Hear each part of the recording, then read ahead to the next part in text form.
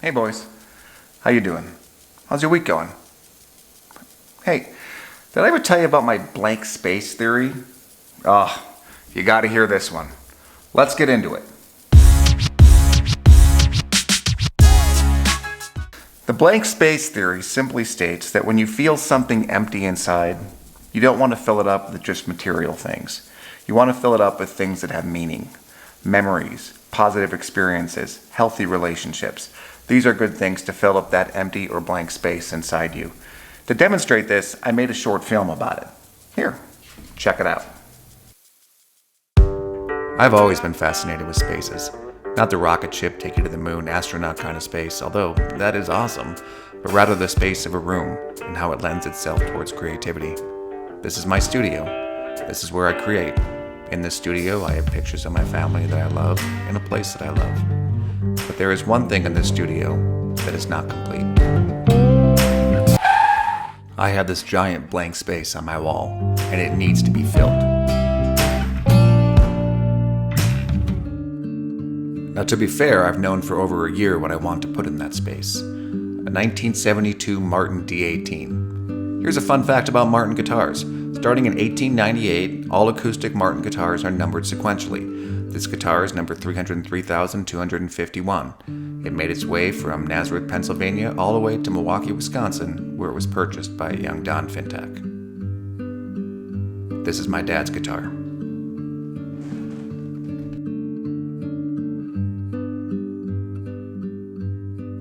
When my dad passed away last year, my mom told me I could have any one of his guitars that I wanted.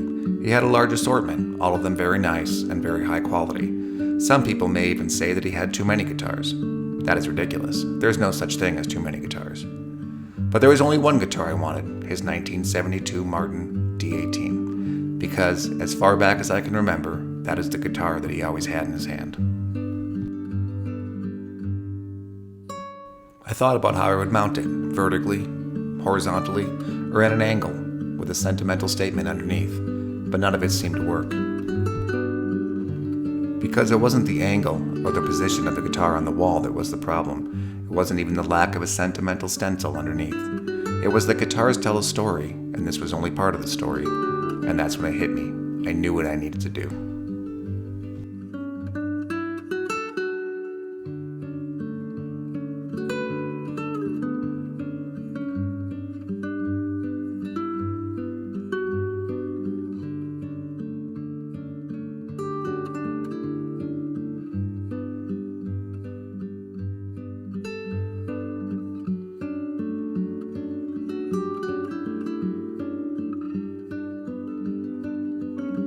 This is a 1985 Epiphone Sheridan II. This was my first guitar. When I was 14, my dad took me down to the shop, I bought it, and this is what I learned on. Interesting thing about this guitar is as high school ended, I sold it so I could afford to rent the tux to be the best man at my best friend's wedding. They're still married, so it was worth it. About 6 years after I sold the guitar, I was surfing eBay one night when I found a 1985 Epiphone Sheridan II in white for sale from a shop in Milwaukee. It was pretty beat up and I couldn't be sure that it was the one that I sold earlier, but it didn't matter. I needed to have it. Since buying back that guitar, it's been sitting in storage for the past 17 years. It wasn't in great shape and I have other guitars that I play and I don't think about it very often. So I plugged it in and I tried it. It sounded beautiful. It reminded me of playing with my dad. And that sounds like something that could complete a story.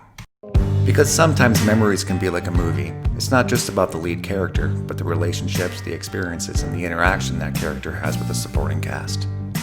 And while I may never be able to talk to my dad again, every time I'm in my studio, I can remember him. And I can recall one of the fondest memories I've ever had in my life, playing guitar with my dad. And that sounds like something that fills a blank space.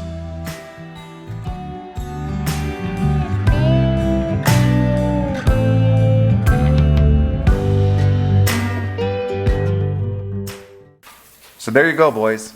That's it. When you have a blank space, put something meaningful there. Something that matters.